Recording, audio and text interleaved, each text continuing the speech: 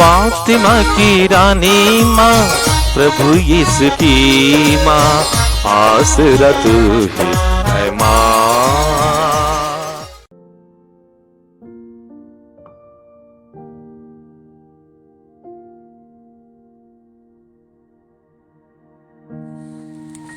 पहला पाठ प्रेरित चरित अध्याय 18 पद संख्याएं 23 से 28 तक।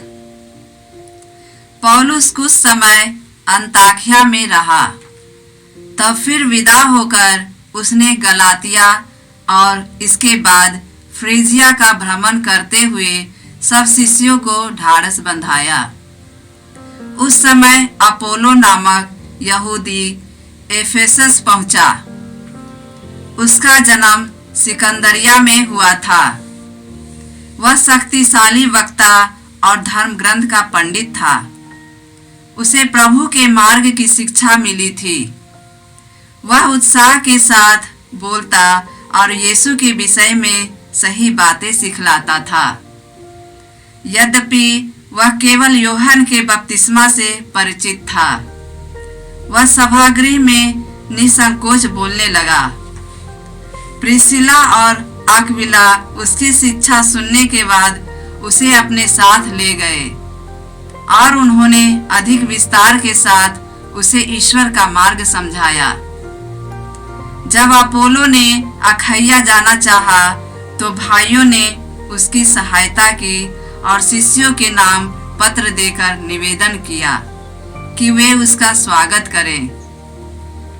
अपोलो के वहां पहुंचने के बाद उससे विश्वासियों को ईश्वर की कृपा से बहुत लाभ हुआ, क्योंकि वह अकाट्य तर्कों से यहूदियों का खंडन करता और सबके सामने धर्म ग्रंथ के आधार पर यह प्रमाणित करता था कि यीशु ही मसीह है। यह प्रभु की वाणी है। ईश्वर को धन्यवाद। भजन अनुवाक्य। ईश्वर समस्त पृथ्वी का राजा है। ईश्वर समस्त पृथ्वी का राजा है। सभी राष्ट्र तालियां बजाएं और प्रफुल्लित होकर ईश्वर का जयकार करें, क्योंकि वह प्रभु है, सर्वोच्च है, आराध्य है। वह समस्त पृथ्वी का महान राजा है। भजन अनुवाक्य। ईश्वर समस्त पृथ्वी का राजा है। ईश्वर समस्त पृथ्वी का राजा है। ईश्वर समस्त पृथ्वी का राजा है। उसके आदर में मन लगाकर बाजा बजाओ। ईश्वर सभी राष्ट्रों पर राज्य करता है। वह अपने पवित्र सिंहासन पर विराजमान है। भजन अनुवाक्य। ईश्वर समस्त पृथ्वी का राजा है। ईश्वर समस्त पृथ्वी का राजा है। अन्य राष्ट्रों के शासक इब्राहिम के ईश्वर की प्रजा से मेल करते हैं। पृथ्वी के शासक ईश्वर के अधीन है।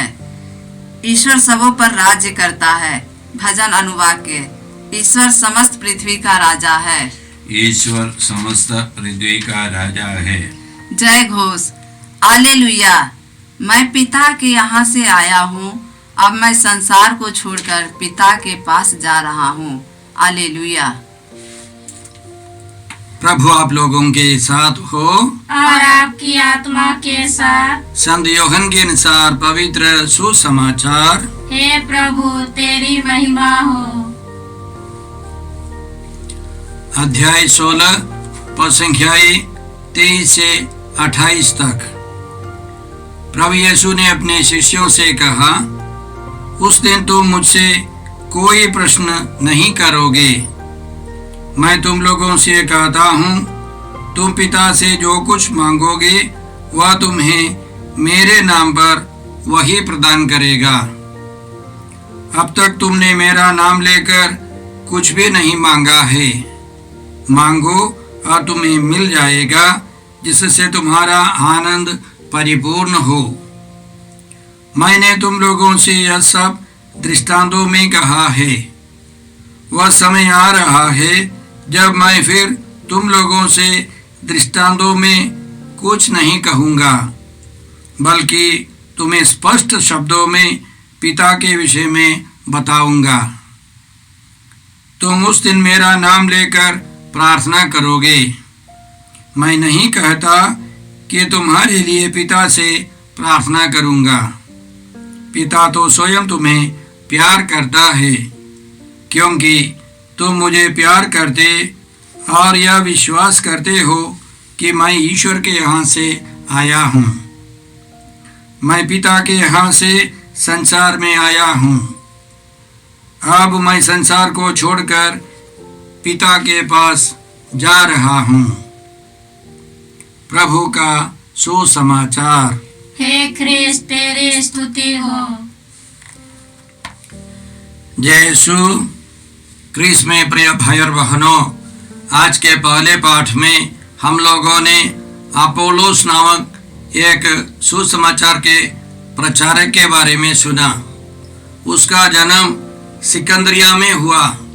सिकंदरिया अंग्रेजी में अलेक्जेंड्रिया एक बहुत बड़ा शहर था और वहाँ के लोग रोमी शासक के अधीन में थे।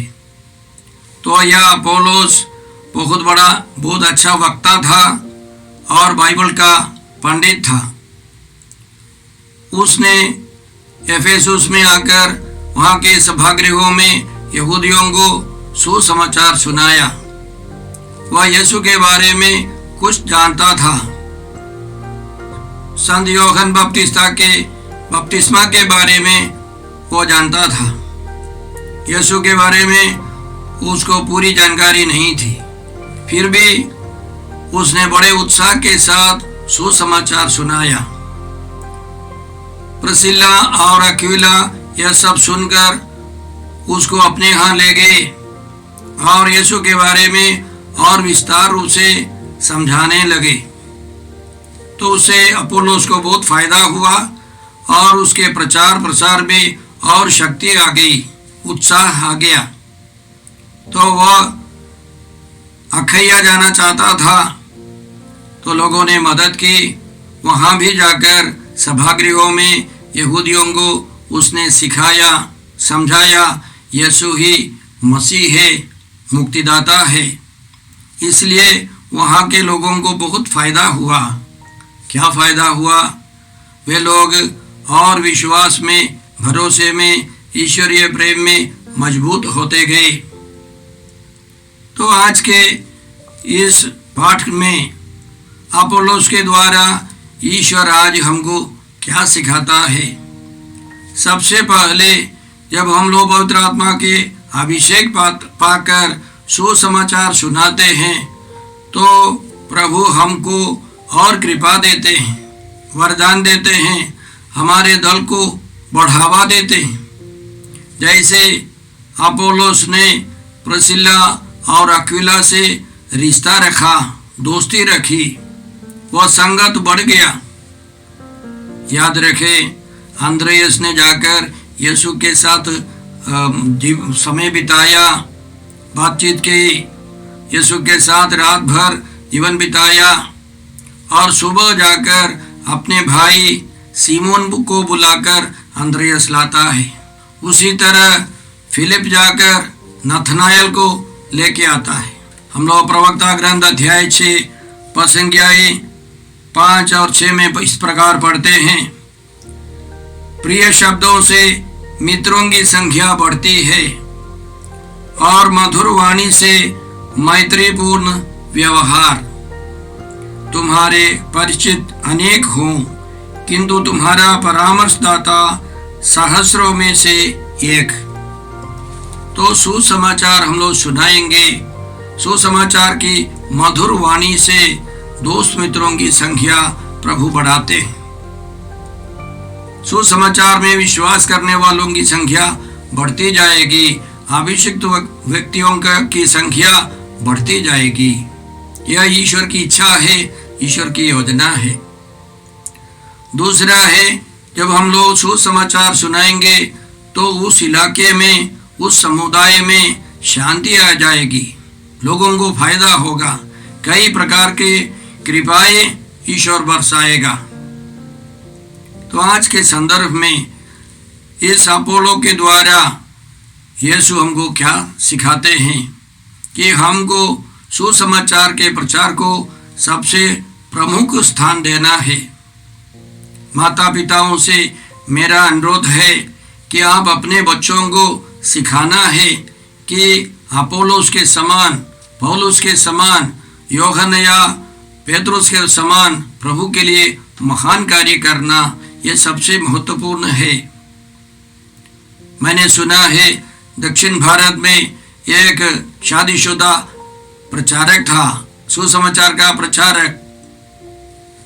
उसकी मृत्यु के पहले उसने अपने पोते को बुलाकर समझाया, बेटा तुम पढ़ो, अच्छी तरह पढ़ो, लेकिन ईश्वर के लिए जीवन बिताना, सुसमाचार सुनाना सबसे महत्वपूर्ण कार्य है। और उसने अपने पोते को आशीर्वाद दिया और उसकी मृत्यु के बाद वह पोता प्रभु का प्रचार करने लगा, फुल टाइम सुसमाचार सुनाने लगा। तो हमें यह सीखना है, समझना है कि हमारे जीवन में सबसे महत्वपूर्ण कार्य सुसमाचार सुनाना है। उससे बहुतों को बहुत लाभ होगा। सुसमाचार में यीशु कहते हैं कि अब तक तुम लोगों ने मुझसे कुछ भी नहीं मांगा है, मांगो और तुम्हें मिल जाएगा, जिससे तुम्हारा आनंद परिपूर्ण हो। हम जानते हैं कि हम लोग कैथोलिक चर्च में अक्सर प्रार्थना करते हैं, हम लोग मांगते हैं, और हम अधिकांश लोग जानते हैं बोलना, हे पिता हमारी प्रार्थना सुन। उसके बारे में नहीं, यीशु कहते हैं पवित्र आत्मा की प्रेरणा से हमको मांगनी है। इसलिए संत पौलुस हमको सिखाते हैं। रोमियों के नाम पत्र अध्याय 8 में पौलुस इसी तरह लिखते हैं, हम ये नहीं जानते कि हमें कैसे प्रार्थना करनी चाहिए, हमारी अस्पष्ट आंखों द्वारा आत्मा स्वयं हमारे लिए विनती करता है। तो पवित्र आत्मा की प्रेरणा से हमें प्रभु यीशु से प्रार्थना करनी है, तब हमको मिल जाएगा और हमारा आनंद परिपूर्ण होगा। मध्यस्थ प्रार्थना करनी है, लेकिन पवित्र आत्मा की प्रेरणा के अनुसार करनी है। आगे यीशु एक महत्वपूर्ण बात बोलते हैं जो हमारी समझ के परे हैं। वह इस प्रकार है, 26वां पद, तुम उस दिन मेरा नाम लेकर प्रार्थना करोगे। मैं नहीं कहता कि तुम्हारे लिए पिता से प्रार्थना करूंगा। 27, पिता तो स्वयं तुम्हें प्यार करता है, क्योंकि तुम मुझे प्यार करते और यह विश्वास करते हो कि मैं ईश्वर के यहाँ से आया हूँ। तो यीशु कहते हैं 26वें वचन में कि मैं नहीं कहता कि तुम्हारे लिए पिता से प्रार्थना करूंगा। 14वां अध्याय में हम लोगों ने सुना था, यीशु बोलते हैं मैं पिता से प्रार्थना करूंगा और वह तुम्हें एक दूसरा सहायक प्रदान करेगा जो सदा तुम्हारे साथ रहेगा। तो यीशु कैसे बोलते हैं मैं पिता से प्रार्थना नहीं करूंगा? जब हम लोगों को इसी तरह का एक वचन मिलता है, अन्य टेक्स्ट के साथ, अन्य वचनों के साथ हमको पढ़ना है। यीशु के कहने का मतलब मैं समझता हूँ यीशु के द्वारा ही हम पिता ईश्वर के प्रेम, पवित्र आत्मा के प्रेम को सब समझ सकते हैं। एक बार हमारा रिश्ता परम पवित्र तत्व से होता है तो हम पिता ईश्वर से डायरेक्टली प्रार्थना करेंगे, यीशु से प्रार्थना करेंगे, पवित्र आत्मा से हम बातें करेंगे। फिर भी हम लोग मध्यस्थ प्रार्थना जरूर करते हैं, यीशु के द्वारा प्रार्थना करते हैं। हमारा रिश्ता और गहरा हो जाने पर हम लोग परम पवित्र त्रित्व के एक एक व्यक्ति के साथ हम लोग वार्तालाप करेंगे, प्रार्थना करेंगे, उनकी आराधना करेंगे, उनसे राय मशवरा करेंगे।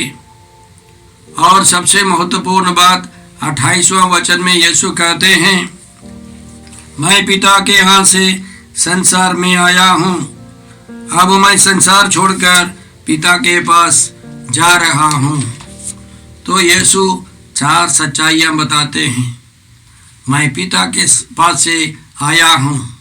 सबसे पहली बात, यीशु पिता के पास से आए हैं। दूसरा है यीशु इस संसार में आए। तीसरा है ये संसार छोड़कर जा रहे हैं। चौथा है यीशु पिता के पास वापस जा रहे हैं। ये पूरी बाइबल का सारांश है। सुनने वाले यीशु के शिष्यों को पूरा पूरा समझ में आया। दृष्टांतों की कोई जरूरत नहीं है। यीशु सीधे कहते हैं, मैं स्वर्ग से आया हूँ, मैं इस दुनिया में आया हूँ, मनुष्यों में एक जैसे बन गया हूँ और मैं इस संसार को छोड़कर जा रहा हूँ। मैं पिता के पास लौट जा रहा हूँ। तो यह बाइबल का सारांश है, यीशु के मुक्ति कार्य का सारांश है। और यह सुनकर शिष्य लोग बहुत खुश हो गए, उनका आनंद बढ़ने लगा। तो हमको समझना है, यीशु इस दुनिया में आए हैं पिता ईश्वर के अनंत प्रेम को प्रकट करने के लिए, अनंत मुक्ति योजना प्रकट करने के लिए।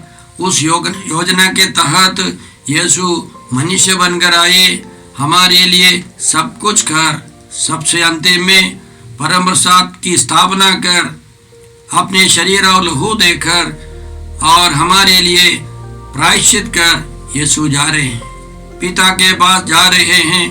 और वह जब लौट जा रहे हैं, वह एक विशेष कार्यक्रम लेकर यीशु जा रहे हैं। यीशु के जो अर्पण है, यीशु की जो तपस्या है, प्रायश्चित है, वह सब पुनर्जीवित यीशु अपने पिता के सामने उस बलि को पूर्ण रूप से समर्पित करेंगे, जो हम लोग इब्रानियों के नाम पत्र अध्याय 9 और 10 में पढ़ेंगे। पुनर्जीवित यीशु अपने महिमानित मनुष्य शरीर जो महिमानित हुआ, वो अपने महिमा के साथ पिता ईश्वर के सामने बलि पूरा करेंगे, जिसके चलते हम लोग हमेशा मिसा बलिदान चढ़ा सकते हैं, उस अनंत बलिदान का भागीदार बन सकते हैं। तो यह बहुत बड़ा रहस्य है, यीशु ने बताया, अब यीशु करने वाले हैं।